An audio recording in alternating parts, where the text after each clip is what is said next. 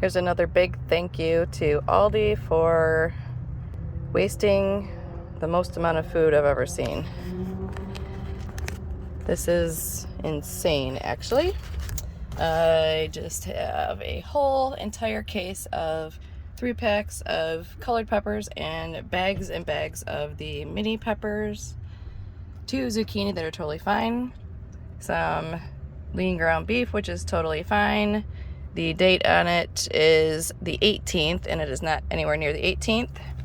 This is a half of case of Roma tomatoes in there, 2 huge iceberg lettuces in there.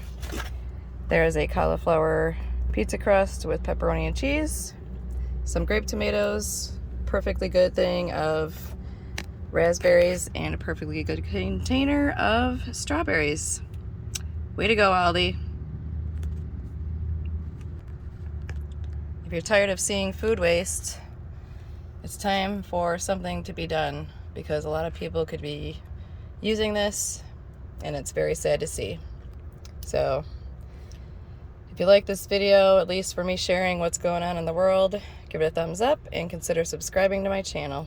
Have a great day, and God bless.